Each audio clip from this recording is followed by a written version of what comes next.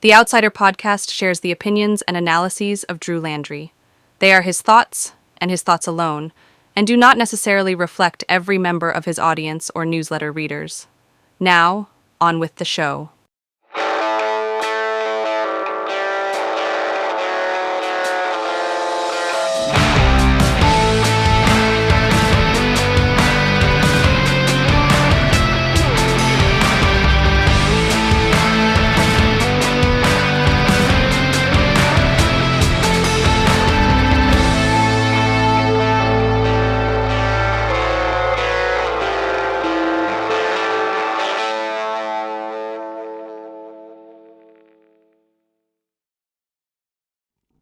All right, welcome in to another episode of the Outsider Podcast. I'm your host, as always, Drew Landry, and appreciate you being here with me and listening in to the best politics podcast west of I-35 in the great state of Texas.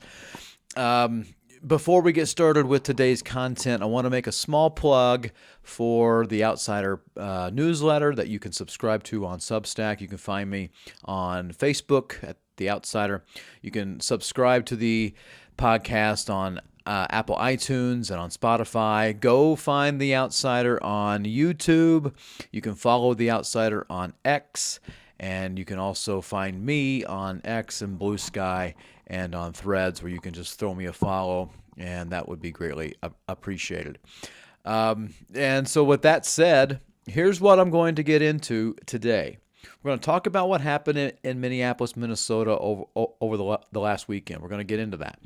Then I'm going to talk about just basically how the right's whole head has exploded dealing with the president's comments and his administration's comments on the Second Amendment, and how that has faced a lot of backlash from people who have always thought that the president was essentially the chosen one, if you will, in so many ways of the conservative movement. So with that in mind, let's get into today's content. It's worth mentioning here that I want to give a shout out to the Avalanche Journal, Lubbock Avalanche Journal, and Amarillo Globe News for publishing my opinion piece. It's not an op-ed. First off, let me just understand that. An op-ed is short for opposite editorial. All right, it's opposite of the editorial board. So that's if the editorial board made a piece and you're writing opposite of that. That would be an op-ed. It doesn't mean an opinion piece at all. It's just, that is just within the common lexicon that just needs to be dispelled. I'm not writing anything opposite of the editorial board for the AJ, for the Lubbock AJ, or the Avalanche GN, Globe News. I'm just writing an opinion piece that I think people need to be aware of. And I've been saying stuff like this for some time about how the polling of things is not just something you can just sneeze at. It can be a pretty good indicator as to what you should do, or you may have gone too far. So with that said, let's understand where we are in this whole concept of elections. In Texas, the primary is in March. All right, it's the first Tuesday in March, and in 2026, that would land on March the 3rd, the day after Independence Day in Texas. And we have this early primary basically along with a lot of other states, on what's dubbed Super Tuesday, because we want to feel important. That's the whole mindset of that. But in political science, that's called front loading, which if a bunch of states have their primaries early, then essentially how important are you? If you're like a small state, say like a state like West Virginia, and you move your primary up to, maybe on March the 3rd, or in mid-March or something like that, candidates who are running for that, especially in presidential politics, are going to have to ask themselves, do I really want to spend time in West Virginia, where there may not have a lot of delegates, or I can spend time in Texas or Florida or Michigan or whatever that have a lot more delegates than West Virginia? So how exactly are you helping yourself by moving your primary up? And what you find is it doesn't really do as much help than than one may think. But since this is a non-presidential election, since this is a midterm year, that front-loading thing doesn't really matter as much as it does in presidential elections. That said, there's a pretty small amount of time to campaign after declaring, and then there's the primary. Now, if you're in a competitive primary, that's a big deal. Okay, people like John Cornyn, the senior senator of Texas, John Cornyn, who really has two major competitors in Texas Attorney General Ken Paxton and Congressman Wesley Hunt. He's got, these guys are duking it out in using a pro wrestling lingo here in a three-way match, trying to. Two of them are trying to get on to the next round in a runoff, and while one is just wanting to really just survive. And so you got that happening, but that is going to really take a temperature for what's going to take place over the next few months. So that's where we are in our political calendar here in the Lone Star State. We're in primary season. And if you're on the Republican side, what you're saying is all the conservative stuff. You're saying all of the MAGA things. And that may have taken a bit of a detour, may have had a bit of a stop when it comes to what happened last Saturday on January 24th, 2026, when Customs and Border Patrol, CPB, and Immigration and Customs Enforcement, ICE, these agents decided that Alex Preddy, an ICU nurse working out of the VA, felt that they needed to tackle him, mob him, and then later kill him. And as that whole event took place, and as it had a rippling effect throughout the rest of the day and the later into the weekend, you saw people not just react, but you saw people think differently and think critically about ICE's role in immigration enforcement. Now, one thing has to be clear. The president wanted all this. The president wanted to put on a show. President Trump, and even whenever he wasn't president, always loved a show. Let's just face the fact. He always loved a good show. He always loved to talk about his ratings when he was on NBC with The Apprentice. Matter of fact, whenever he was president and Arnold Schwarzenegger was the star of The Apprentice, he talked about how low the ratings were and how Arnold's a big loser and all this crap. Obviously, he had nothing better to really do other than complain about the ratings that NBC was getting because he wasn't on The Apprentice. So he loves a big show. And his whole thing was to put this sort of thing, to put this sort of event on cable news. Put it on Fox. Put it on One American News Network. Okay? Put it on Newsmax. Get his ratings, get his approvals up, and let everyone know that he's taking crime, and he's going hard at crime, and what you gonna do, brother, when it comes to that, And if you dare to resist me, you are somehow on the side of the illegals. And Democrats are always on the side of the illegals, blah, blah, blah, blah. I won 2020, blah, blah, blah, blah, blah. I only lost because of fraud, blah, blah, blah, blah, blah. One thing needs to be clear. And I said this before, and it bears repeating. You had 62 cases, dude. 62. You lost every one of them. So, but he doesn't care. I mean, he's going to keep this whole thing up because it's keeping face with the MAGA movement.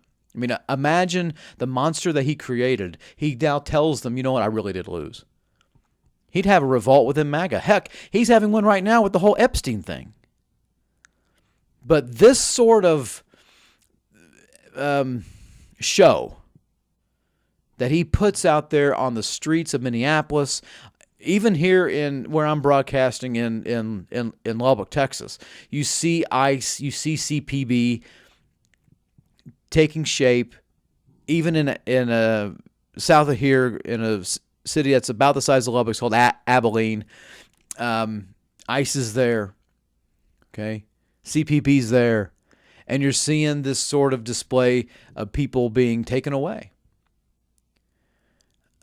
But the spectacle that he always wanted was taking place in Minneapolis. He wanted that sort of thing. He wanted that show.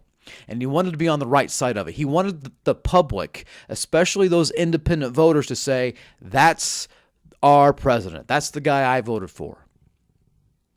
But he lost that argument about, 6 weeks into his presidency. I mean, let's understand what was taking place here. Yeah, look, one of the biggest problems with the Biden administration was the border. Let's make no mistake about that. I think having apprehensions is a good thing because that means you actually have agents who are enforcing the laws. That's the whole point. But what the president has done is just amp that up. He's amped it up to the nth degree here, and he has made apprehensions, interactions, anything to do with the border has been dropped tremendously.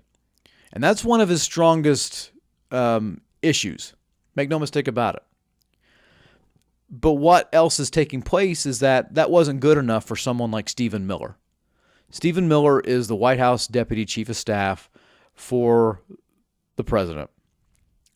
And he's a key advisor to the president. And so what he's going to do, what he does is say, he tries to help the president form policy. And now he has told ICE and CPB that you need to go deeper into the United States.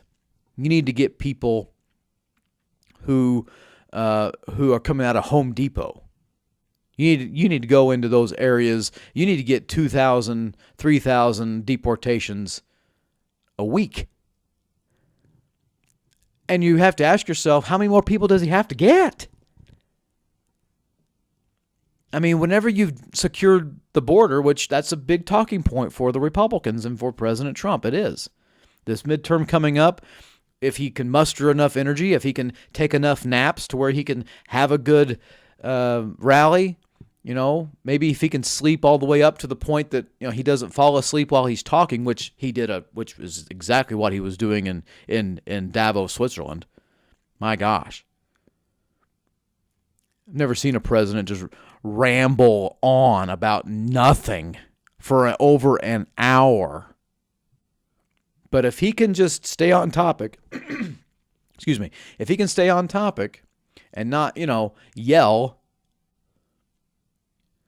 like he did in the at the end of his first year in office, stay focused on the task at hand, he can actually be beneficial. But the Trump that everyone knows is flipping a coin in the air. You're going to get Uncle Ramble, know nothing, no one knows what he's talking about, or are you going to get someone who is laser focused? The laser focused Trump is, you don't really see much of him. Apparently he's not fun. I don't know.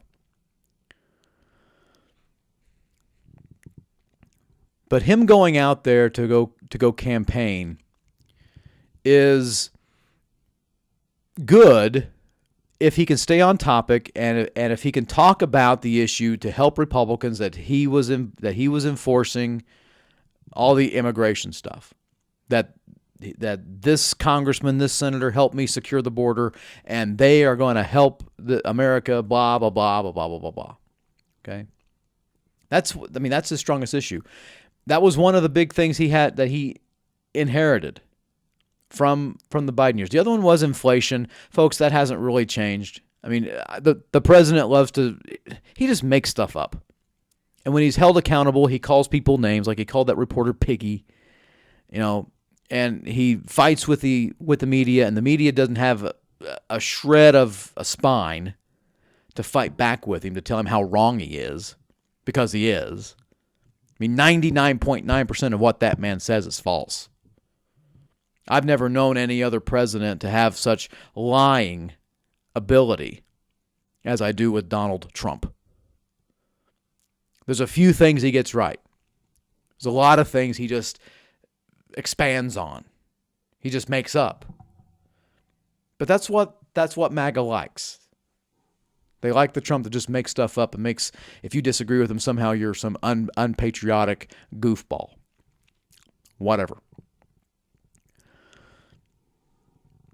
But his ability to, in his rhetoric, to secure the border that's a key point for him. But what everybody doesn't like is the way he's doing it. Because it was always said we're going after the bad guys. Turns out there wasn't that many bad guys to go after. Because then after that, you constantly saw how they're going after people in Lowe's or Home Depot, or they're going after farm workers, or they're going after people who are sleeping, and all this stuff. And so what happened in Minneapolis was the spectacle Trump always wanted. The president always wanted that, except it didn't go the way that he wanted it to. And I'm not just talking about the shooting of Alex Preddy. Also talking about the shooting of Renee Good. And the message that comes from the administration is quite simply this. They tell you one thing. They're also telling you to not believe what you see. They are telling you that Renee Good tried to run over that CPB agent, that ICE agent. No, she wasn't. I've watched that video I don't know how many times. Folks, here's how I know she wasn't trying to run over the person. She was taking her car and moving the steering wheel away from the agent. That's what happened. Even whenever the video first came out, it came out when he was doing a 2-hour interview with the New York Times. They stopped the interview. He showed them the video. Says, look, she's trying to run over the agent. See that? And they go, sir, that's not what I see. That's not what happened. Well, and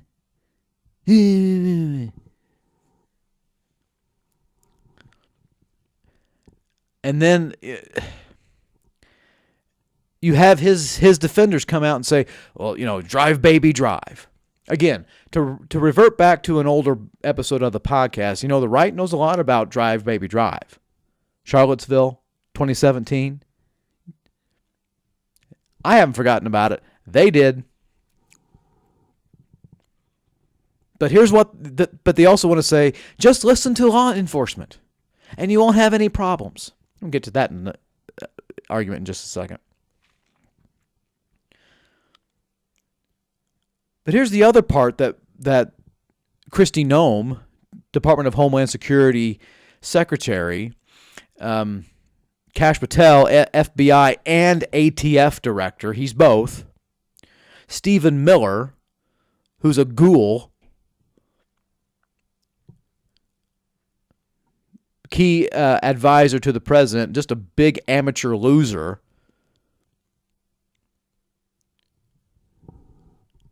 We're all saying that Alex Preddy was a domestic terrorist.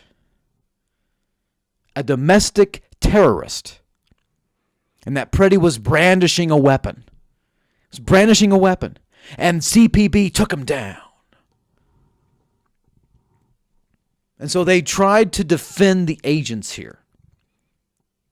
It's worth mentioning, it's worth asking, why was the agent getting in front of Renee Good's vehicle? He wasn't doing it because he wanted that person to stop. He was doing it because he's being a jerk face. There's another word I want to use, but I'm going to try and keep this thing clean.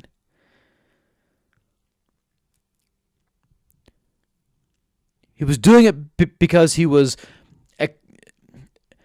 exponentially enlarging his small power.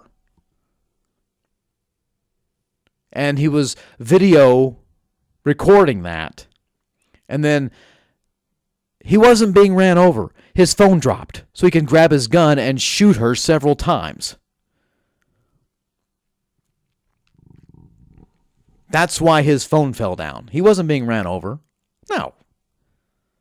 And then they say, oh, he went to the hospital for internal bleeding. I want to see proof of that. No.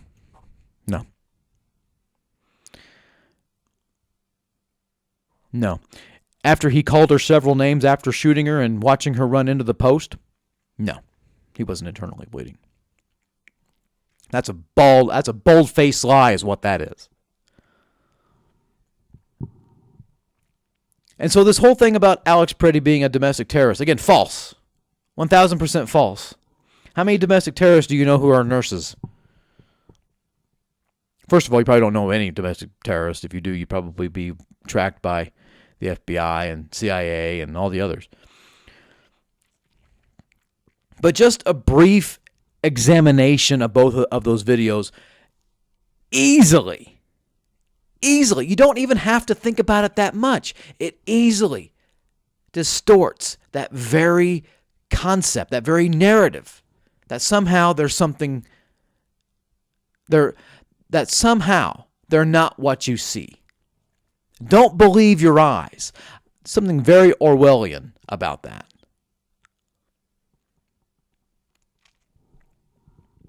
But these instances, especially with the killing of Pretty, they've moved the needle of public support away from ICE and CPB actions.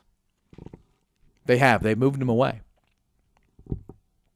And this is seen, and I'm not just making this is seen in recent surveys from colleges and media outlets that suggest more Americans, even the non-MAGA Republicans, think ICE has gone too far. Think CPB's gone too far. And they disapprove of the administration's approach on immigration and or believe that ICE should be abolished.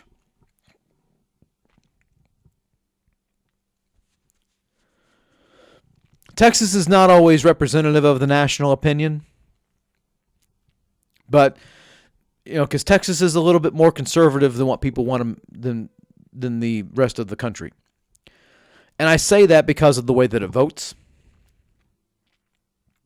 People say, well, Drew, there's a lot of non-voters in Texas. Well, sure. Of course. I know that. Anybody with half a brain knows that. Well, how can you say this? Because when there's an election, Republicans win. There's more Republicans in the legislature than there are Democrats. A Republican has not lost a statewide race since 1994. A Republican has not lost a Senate race since 1988. That's how I can say that. Well, Drew, it's you really got to think about. No, I don't need to think about anything else. So and a presidential candidate has not lost Texas since Gerald Ford in '76. Jimmy Carter is the last Democrat to win Texas as a presidential nominee. And he barely beat Ford in '76 here in Texas. It was really close. So no. I just have to roll my eyes. So whenever I say it's not always representative of national opinion, that's exactly what I mean. But in this case, you actually see the pattern being pretty similar. And I looked the polling from the from the Texas Politics Project. And there is a plurality of Texans, a plurality of respondents to this poll that feel immigration enforcement has gone too far. This consists of almost half of Texas's independent voters and 9% of Republicans. That's more than what you would really want if you're a Republican. You'd probably want that to be down to about 2 or 3%. Almost 10. That's bigger than what you want to think here, folks. And so with this being fresh in our minds, polling still suggests, I mean, even though the incident, the killings in Minneapolis are fresh in our minds, and let's not be coy and say that they aren't, because they are. One thing that comes back that is a consistent concern for respondents in Texas and in America, the top issue is the economy and inflation. And so when we look at polling, the president is so underwater on all this. He's failed. It's a failing grade. Real Clear Politics' average approval ratings has the economy for the president. His approval rating on the economy hovers around 41%. Average approval on inflation is even worse. That's 38%. It's around 38% on inflation. Two issues that the president captured people's attention on at the time in the 2024 election. That was a key part of the campaign. You got to give credit. The only reason Trump won in 2024 was because he listened to his staff, who told him, I know you want to be all crazy, man, but that's how you lost 2020. You were all, I mean, you just seemed so out of touch and so uncaring. I mean, your response to COVID was dismal, was awful. I mean, the way that you approached things was just stupid. There was no leadership there. Actually suggesting that perhaps bleach could kill COVID, and then you had people doing stuff in ingesting bleach. This happened.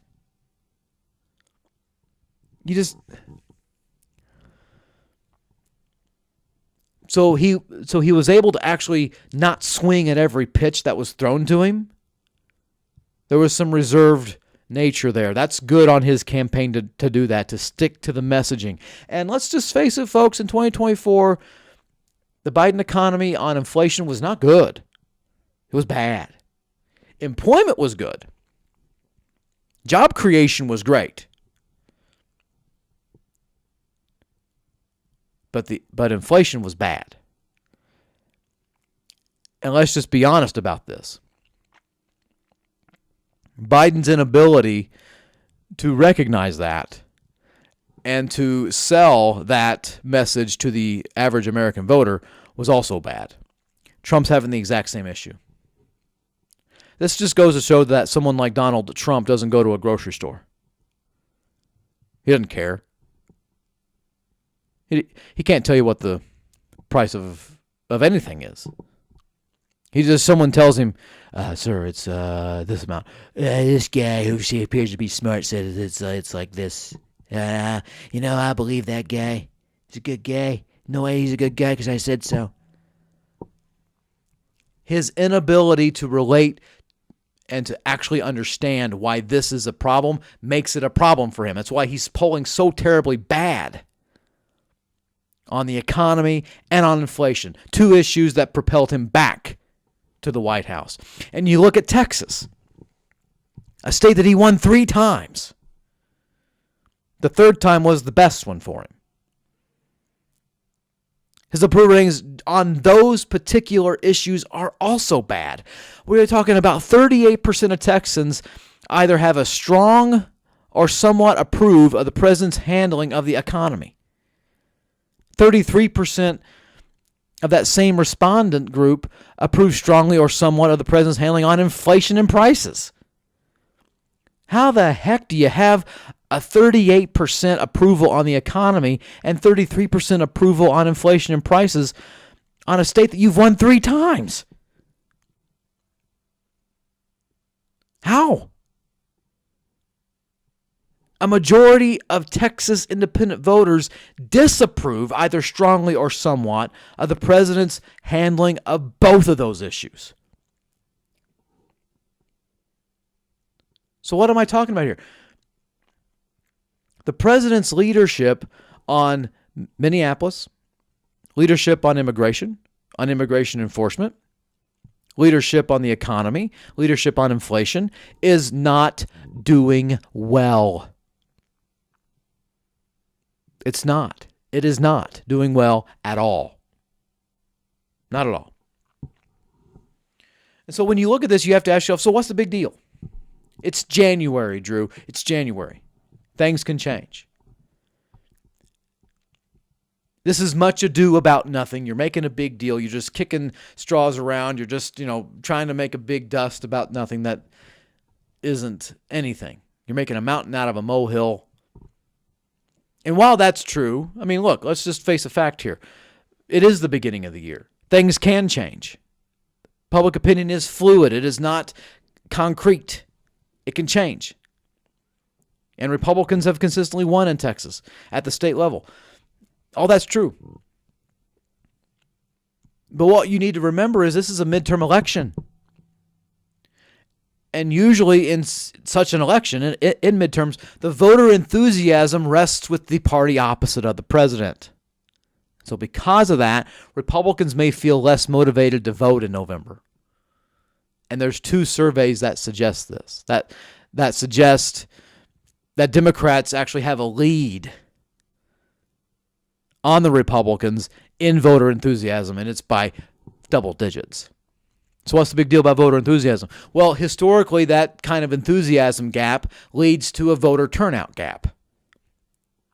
So voter enthusiasm can lead to votes. And if you're not enthused to vote, you're not going to.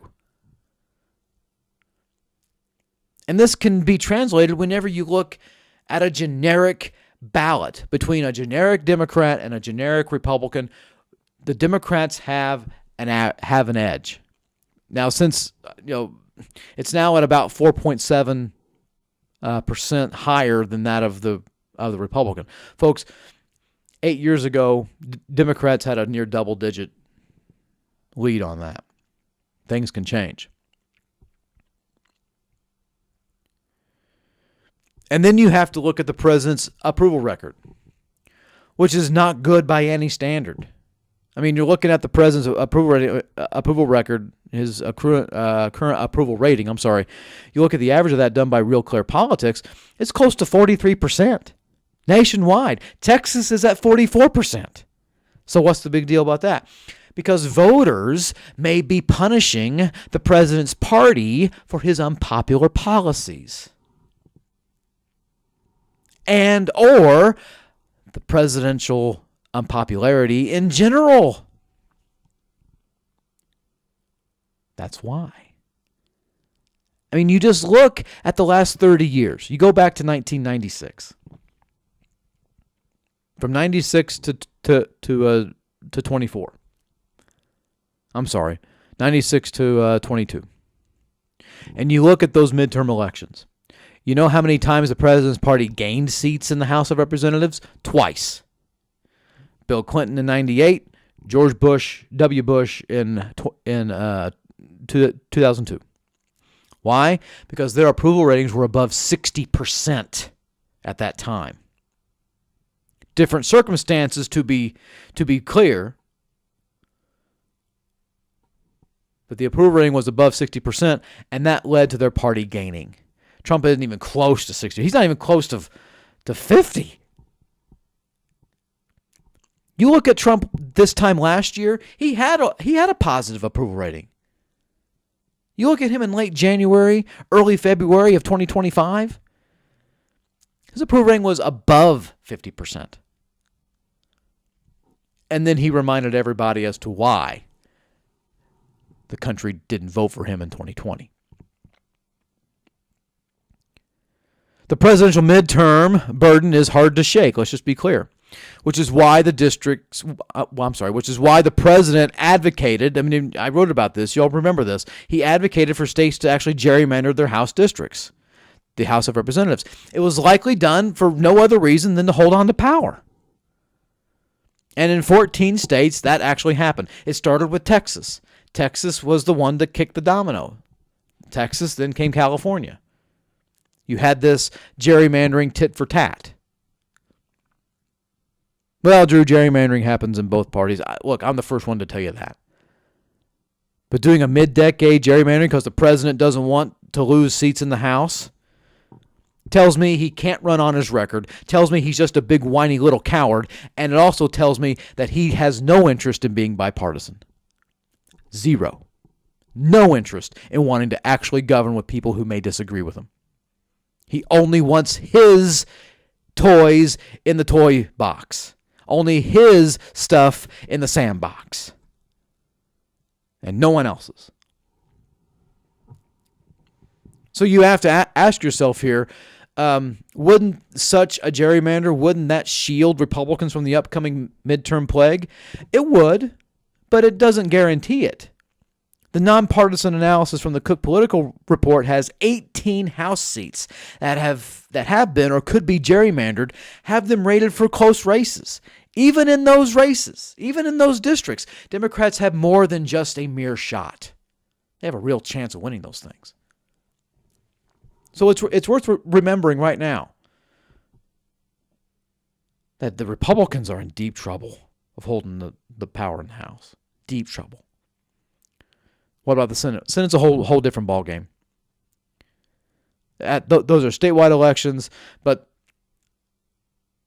the stink, the modus vivus of an unpopular president can descend upon those elections. They can absolutely stick to them too. It doesn't always mean that the Senate and the House behave the same way. They don't. Districts are much more heard from the people. Statewide elections, you got a bigger electorate there than in districts. But that's where the Republicans are now. Let's remember something here. Things can change. That's the good news for the Republicans. With a better tone for what happened in Minnesota, an attempt to rethink ICE, and a call for accountability, those are steps in the right directions. And folks, we've heard that.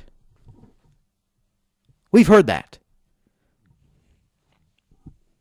You've heard that from Lisa Murkowski out of Alaska.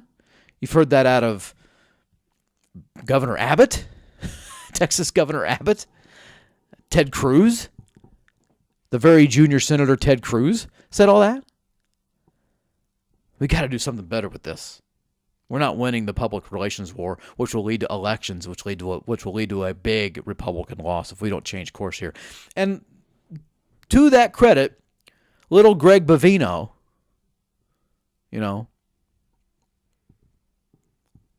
itty bitty Greg, he's been ousted. Trump told him to go home. Tom Holman, he's going to take over in Minnesota. Okay. But I want to make one thing clear here. Holman worked for Obama. He worked for President Obama, did the exact same thing. You know what he didn't do? Make a spectacle of things. And Obama has deported more people than Trump. And that bothers Trump. Everything that Barack Obama did has made him more loved by independents than anything Trump has ever done. And that bothers Trump. Trump is one of these people who just wants to be loved. I mean, Trump is one of these people who wants to walk onto your grass, defecate it, and then say, "Why are you not thanking me for fertilizing your grass? Why are you not thanking me? You're an ungrateful person. You're an ugly person." And that's just basically what you're dealing with here. But I will tell you what the problem will be for the Republicans if they go further with this. If they go all in on the tariffs. They continue on with the tariffs. They go after and track legal immigrants, which is what the governor's doing. He's asked universities and colleges to tell him who all is working there with an H-1B visa. And now he's wanting to stop all H-1B visas. By the way, can you start with Elon Musk? Can you do that too? Because if he was doing what he did under the old laws, like if what was legal or somewhat in a gray area, as he put it, when he was around during the Clinton years, that would be right now. If he did all that then, now, he'd be deported. He'd be rounded up under those circumstances. But because he's a trillionaire and he's the world's most fertile man and he's white, nothing's going to happen to him. Just as long as he keeps donating to Trump and, saying how nice Trump is and, oh, how I grovel at the feet of Donald. God. So, but if they go in all in on tariffs, they track legal immigrants. Starts rambling again all over himself and speeches, doubling down on this silly notion that protesters, and yes, there's an Amarillo columnist who called these people without offering any bit of evidence, paid rabble-rousers. If they victim blame, and they never address the issues that the average American really cares about. There is a collective risk of being perceived as being out of touch. You're doing that. You go on and you just ramble on for an hour about what no one knows what the heck you're talking about on the world stage. You go out and campaign, and then you attempt to weave, and then you're just out in the woods, which that's what he does every time. You call people who protest you paid rabble-rousers, paid protesters, professional protesters. Show me the receipts. Show me the alien. Prove to me that they are getting paid. Then I will have no doubts that they are. Bambi, deer in the headlights, cross-eyed, whatever you want to call him, Kash Patel, FBI and ATF director, who's using taxpayer dollars to have his own security, especially for his own girlfriend. Google that, by the way. I'm not making it up. Spends more time doing illegal things, that's rumored, in nightclubs. That part's true. He is going to nightclubs. Apparently told the New York Post, I have evidence. I'm not going to show you yet, but I have evidence. That's the way it's always been. Mike Lindell, evidence that the 2020 election was stolen. Donald Trump, I'm going to hold a press conference next week to unload all the evidence. He canceled the press conference. It's never been addressed since because he doesn't have it. Now he's trying to go after Georgia again, holding all that stuff again. Because, again, folks, all this stuff that happened 6 years ago, he just can't be like Elsa and let it go. He just can't. Unbelievable. But if the Republicans want to do that, and you just want to keep doing that for the next 10 months, 9+ now, go ahead. Do so at your own peril. Because there's going to be Democratic politicians who aren't going to let you forget about the Epstein files, about Elon Musk, Senator Congressman Musk, which is essentially what he is, Renee Good, Alex Preddy, little Greg Bovina, deer in the headlights Patel, completely out of it, Kristi Noem.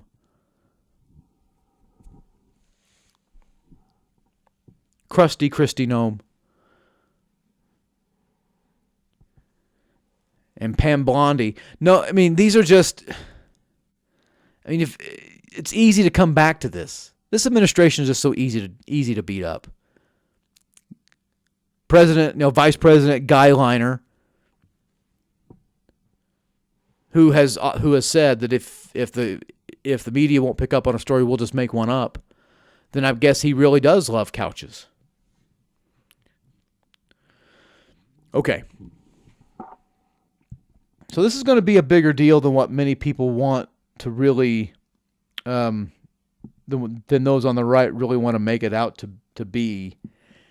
The they're hoping that it all just goes away, just like Epstein, just like this whole Greenland crap. I mean, I've never heard, and just one small word on that, I've never heard a single rational explanation as to why the United States needs to acquire Greenland. Well, the Golden Dome. We're going to have to defend ourselves. Against whom? Apparently this guy is so good at diplomacy, he stopped 8 wars. He didn't. He didn't. He stopped 8 wars in his head. Now that I'll give you.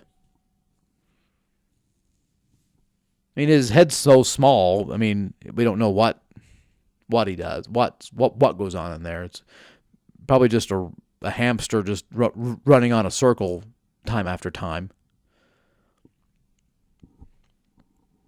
But people who just eat this up are just so incredibly engrossed in everything that this guy does. You have people who don't understand the complexity and the veracity of the First Amendment. Why are Democrats protecting criminals? I would like to remind you, the President of the United States was convicted of 34 felonies. Not 1, not 2, not 3, 34 felonies.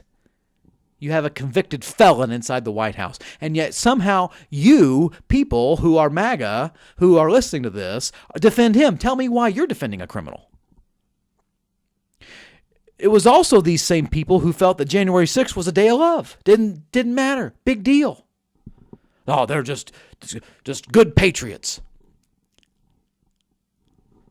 What? They beat up police officers. They sprayed them with pepper bear spray. They came armed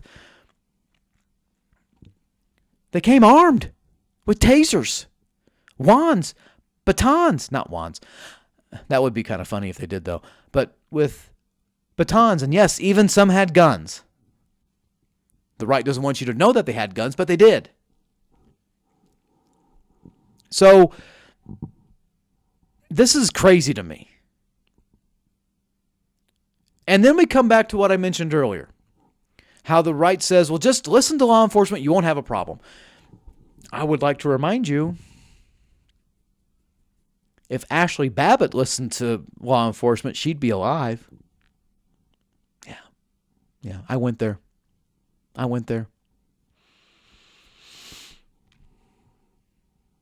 If the people there didn't just suddenly charge on the Capitol Police, we wouldn't be here. There wouldn't have been so many convictions. We wouldn't have a J6er here in the 19th Congressional District running as a Republican for Congress. Yeah, that guy's out there. He's still running for this stuff. And he's going to get some votes, folks, because there are some people inside the Republican Party who still think January 6th was no big deal. The average American doesn't think so. Independents don't think so, but MAGA Republicans do. They think January 6th is no big deal. Y'all making much ado about nothing here. They were hostages, as the president calls them. Yet somehow they're okay, but the protesters under the First Amendment are not okay.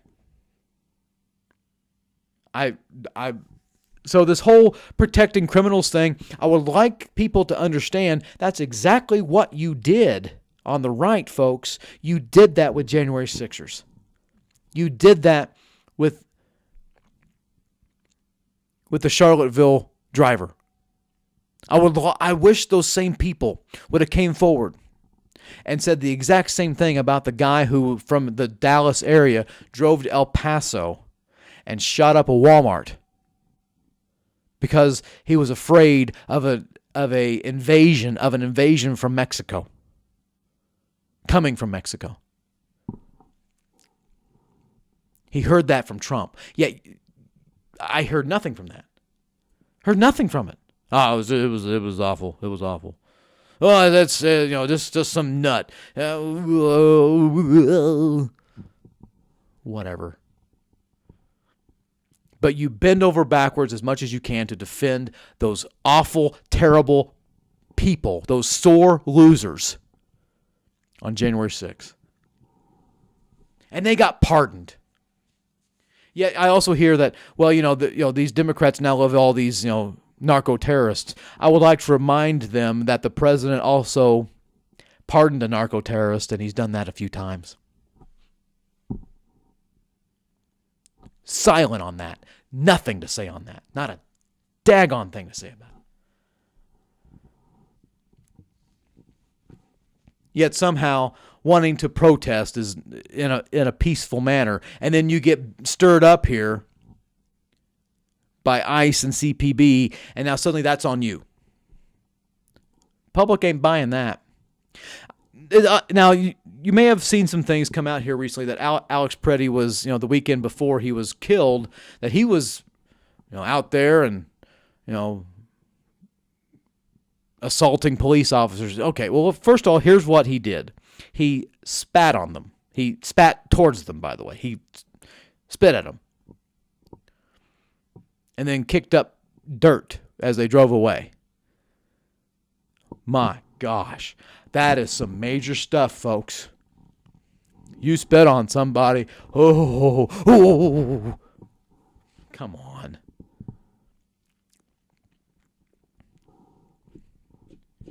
You just have to shake your head and go, you are really searching for something here. And it's the New York Post doing this. It's the Fox News crowd. It's the One American News Network. It's Newsmax. It may even be CBS News now that Barry Weiss and they since they bent the knee to the president, they may be saying that stuff too. But my point is, what difference does that make? Now, here's the other thing about Preddy that's making the right heads really just blow up. He had a concealed handgun license.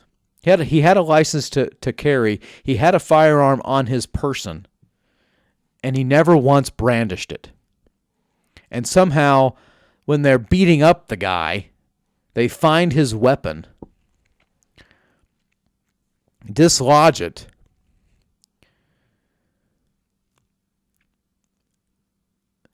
remove it from him, and then they shoot him. At no time was he brandishing his weapon. That has to be said first.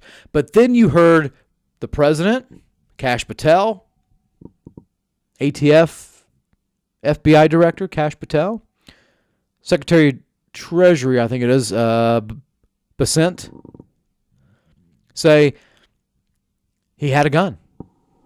He had a gun. That's why they had to do it, because he had a gun. Oh, my. Oh, my.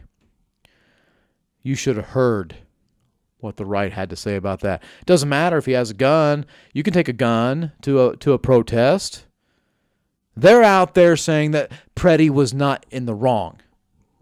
These are near fascist people who are saying gun rights is that you're wrong, that the president, ICE, CPB was wrong to use that as a rationale to kill Alex Preddy. That's what they're saying. And they're looking at the president and his administration and going, what are you doing? This is a group that got down on their knees and and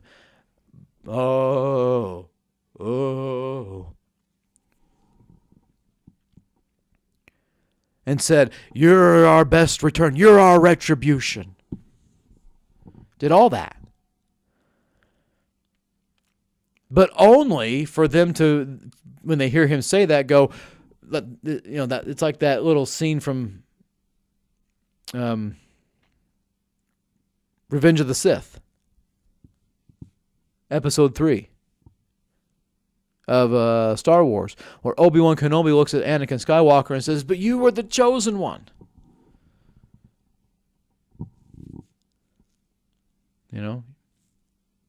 They're looking at Trump going, why? Why are you doing this? Bawling their eyes out, losing their minds. Because, folks, Trump is not a gun guy. He never has been a gun guy. He has no idea what to do with a gun. You tell him that, he'd be really interested if you said it's a 14, that gun is 14 years old. He'd be all about that. Epstein reference. But let's be clear. He's never been a gun guy. Not a once. So if you're worried at the fact he's coming after your Second Amendment rights, as a gun owner, I'm not surprised he said that. But I would also like to remind gun owners, you voted for this guy, so why are you surprised? Why are you shocked? He said that back in his first term. He said too many times, like he was talking to the vice president, too many times, they don't get the gun first. Get the gun first, then put him on trial. He said that. So I'm just wondering here, why are you so shocked? These are the things that he said. I don't understand why you're making a big deal out of something you already knew about. He already showed you who he was. You just love him so much because he has an R next to his name, and you care more about winning than you do about character. That's for both parties, by the way. You don't care about the core issues. Well, he's better than what a Democrat would be. How do you know that? How many times did Joe Biden infringe upon your Second Amendment rights? Did he ever say something? Well, they got a gun out there. He called a lot of MAGA supporters trash, which the president has done far worse things in name calling. He had that video where he had, of the No King's Day where he just, pooped on them all. And everyone's supposed to have, just laugh at that. That's no big deal. Yet, but y'all got your panties in a wad, or as one commentator said, knickers in a twist, or not getting our knickers in a twist. They really got their knickers in a twist when Biden called them trash, or when Hillary Clinton said that they were a basket half full of deplorables. Golly.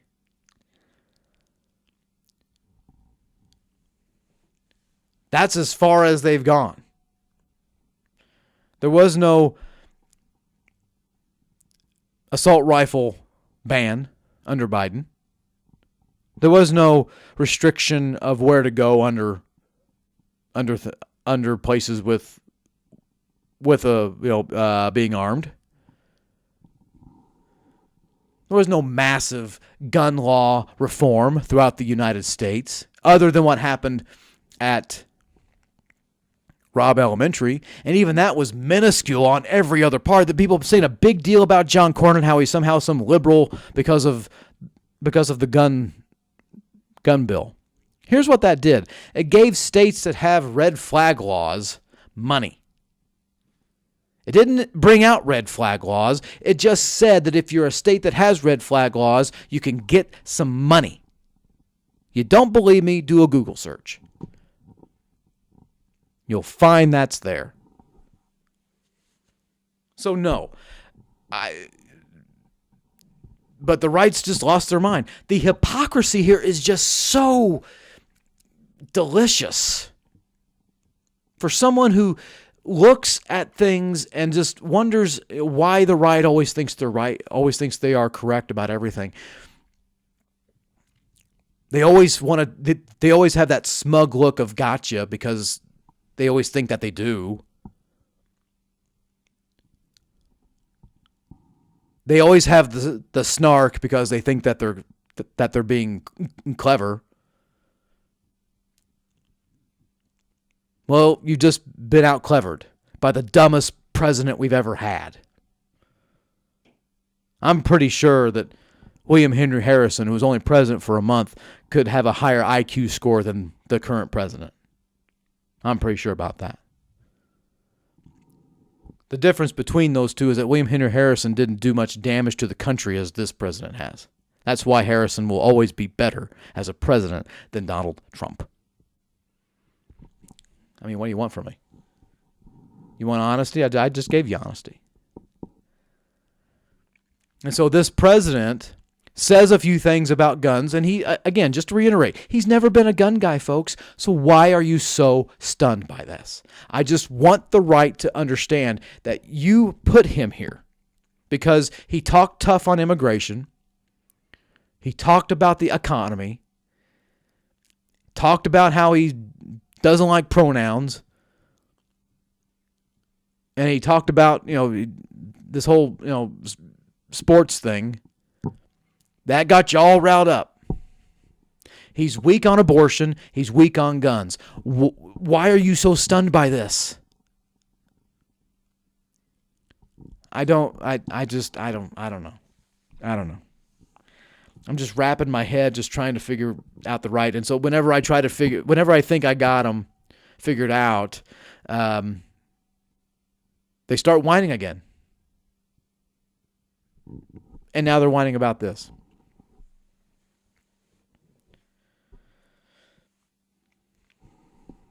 I'm going to shift gears here just for a moment. I haven't been able to comment on the U.S. Senate race on the Democratic side between James Tallarico and Congresswoman Jasmine Crockett. Look, the ones who are making this race as controversial, more controversial than what it really is, are those who are online, those who are on social media. A lot of conversation about where the polling is and all that. You had an Emerson poll that had Tallarico up by 9. You had an internal poll by Crockett that said that she was up by 13. Now you have a new poll that was conducted by the Texas Public Opinion Research, has a margin of error of plus or minus 3%, that essentially has this a tied race. Crockett leads Tallarico by 1 point, 38 to 37. Over a fifth, 21% of voters don't know what to do. So you have 38% are about 38% that are head on for Crockett, about 37% are head on for Tallarico. And the 21% they're not quite sure what they want to do. It's quite clear to me this polling is everywhere. There hasn't been any sort of consistent with anything. Internal polling is different than that of a public opinion poll that has certain parameters, that does certain things. If I paid for polling, I give it a directive, and you are measuring where you are with a certain amount of people.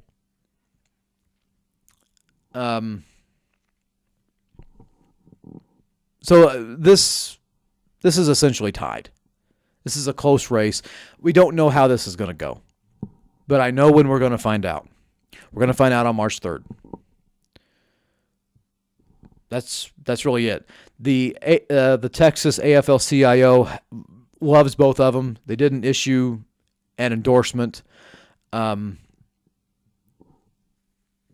because they're both quality candidates on the Democratic side. They're both dynamic in their own way. They are not the same.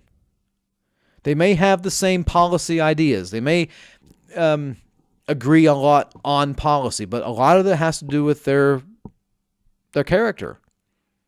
It's essentially a personality thing here. Tallarico's pretty smooth. Congresswoman Crockett is fiery. She can be standoffish, and that's what a fighter is. But I will tell you this: both of them are not planning on John Cornyn being the Republican nominee. Both of them. They're both believing that Kim Paxton's going to be the Republican nominee. They're both planning on it.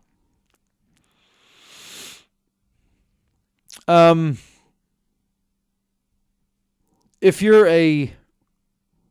voting in the Democratic primary, I think I think it's a pretty tough call here. Either way, if you're voting in the Republican primary, folks, there's a guaranteed winner in that. That's John Cornyn. Cornyn's not going to lose to either Crockett or to Tallarico. I think both of them make it really close. I think that would be probably his best competition that he's ever had. I do. I think that. I think it would be a pretty good race. I think it would be a fun race. I don't think it would be a winnable race for the Democrats. If you nominate John Cornyn, you go in there, if you're a Republican and you go in there and you vote for Kim Paxton, who's a sexual philanderer, who is corrupt, which, who has leaned on the president more than anybody else, begging him to endorse him. John Cornyn has done the same thing. They're both wanting the president's endorsement. The president said he's not going to do it. He's staying out of that race, which I was a little surprised about. But at the same time, nothing with the president surprises me or doesn't surprise me.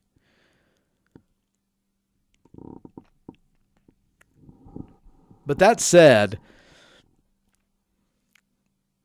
you Republicans, you're really rolling the dice. I've said it before, and I'll say it again. It's good to reiterate here. You're flirting with disaster, just like Molly Hatchet, if you nominate Ken Paxton. Ken Paxton will make this race closer than what you really want it to be. Ken Paxton can actually lose. Yeah. There's a lot of independents out there who don't trust Ken Paxton. There's going to be a lot. And let's also face this. There's a lot of research to suggest that if primaries get nasty, which the Republican primary is, if it gets nasty, you have a potential of losing a core set of voters who won't show up and vote. Like, it's not like they're just going to switch to the other party. They're just going to stay home.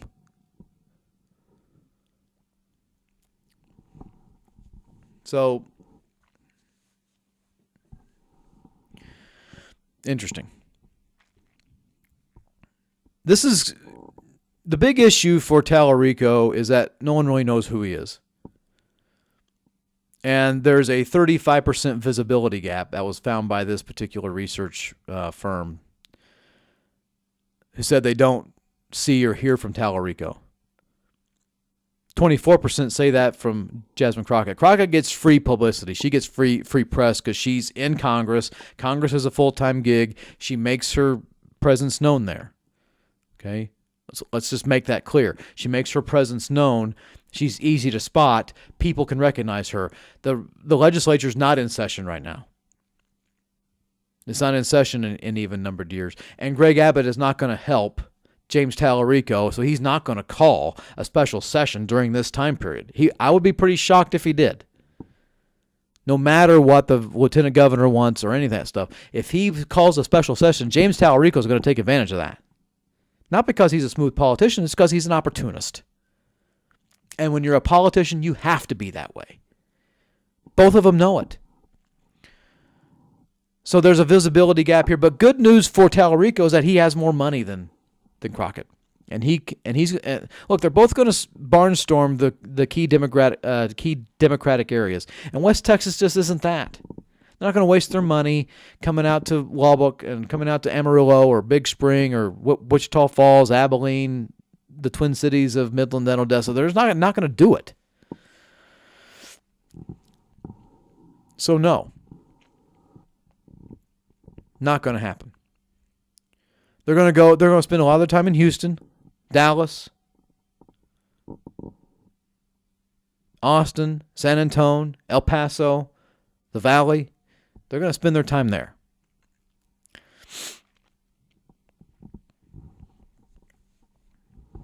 That's where most of the Democrats are.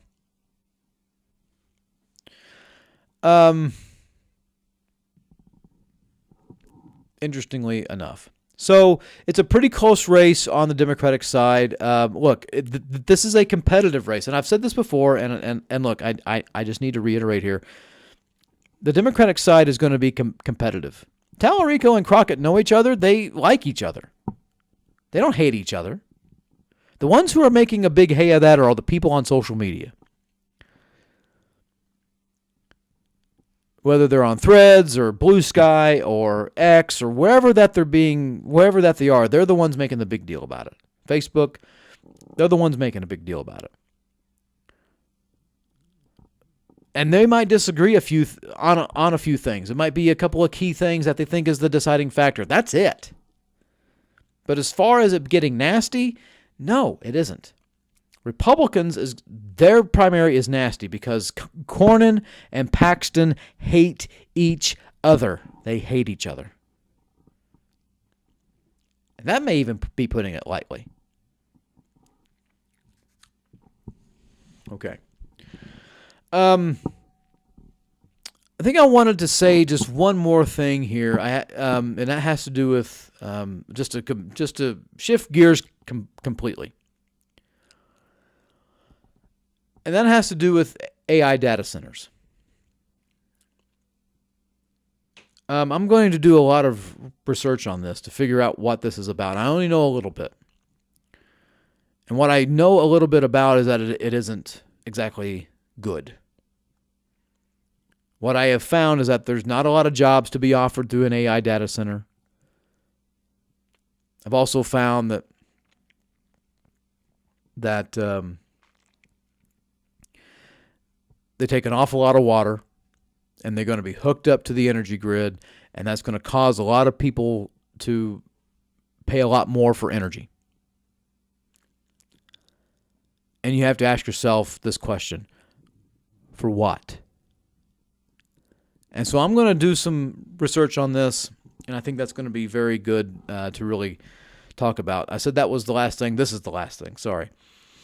In this upcoming week, as we leave January and get into February, this is going to begin the application for the voucher program here in Texas. For those who want to apply and all that. It's also going to be clear as to who is not going to get this money. If you are a Muslim school, you're not going to be able to get it. Which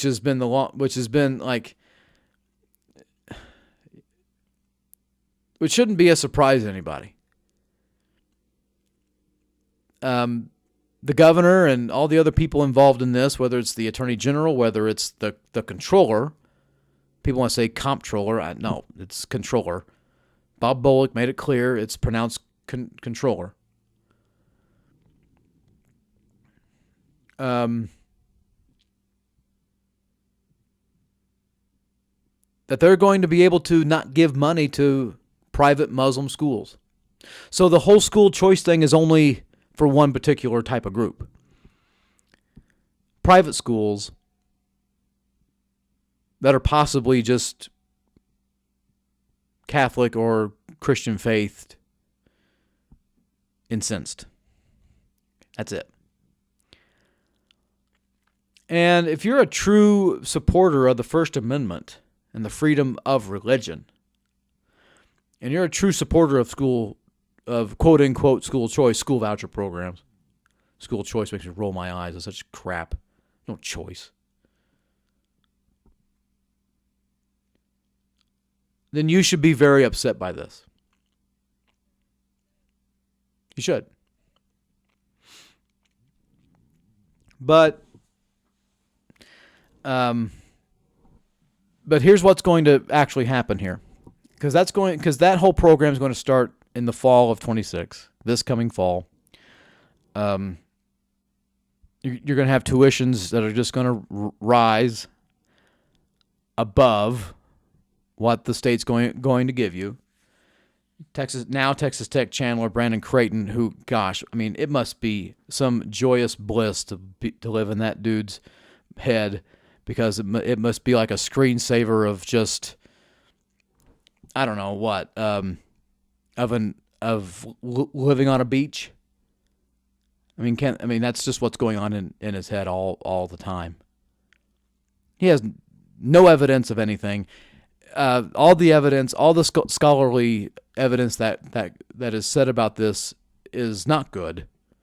All the think tank stuff that comes from the voucher groups, like, the Texas Public Policy Foundation or this I Love private school groups. I mean, I can't think of any others off the top of my head at this moment. The Heritage Foundation, all of these quote-unquote school choice groups, they have research, which is not true. It's not research. It's cherry-picked malarkey. Says, "Oh, this is going to be great." Okay, look. Here's what here's what I'll do for this.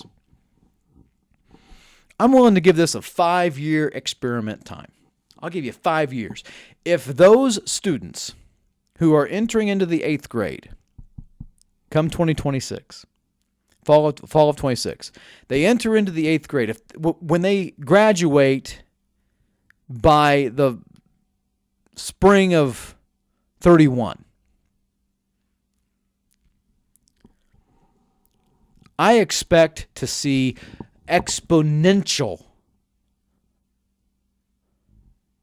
student achievement scores on the exact same exams that public schools would have. I want to see them. Those private schools don't take those tests. Okay, well, let's take one test that they'll take, the ACT. Okay, let's take some of your best students from public schools and the best ones from private schools. I want to see student achievement exponentially raised in there. I want to see it. I want to see that evidence. And if 2031 comes around and those who went to that private school have this tremendously large, this larger scores than that of the public schools, I'll say, okay, look, the program worked. But if they're just a smidge better, or if they are worse, which is what the research has suggested, that's been over for 25 years. 25 years of research here, folks. 25, if not 30 years of research has suggested that they might do a little better or they may do way worse. If that happens, pull the plug on this issue. Pull the plug on it. It failed. Will the Republicans in Texas have the cojones to do that? I think the answer is no, because they serve Daddy Greg. They serve Daddy Abbott. Which, has he earned a 4th term? Has he really earned a 4th term? It's really key for us to think about here in the next week or so. What has the 12 years of Abbott gotten us? We can spend some time talking about that. All right. Thanks for being here, folks. Appreciate you joining me on this podcast. The preceding analyses and opinions were that of Drew Landry and his alone. They did not necessarily reflect all of his podcast listeners or newsletter readers. Thank you for listening to the Outsider Podcast. Be sure to follow The Outsider on X and on Facebook. Also, don't forget to sign up to be a free subscriber to his newsletter on Substack. Just look for The Outsider. We will see you again next time.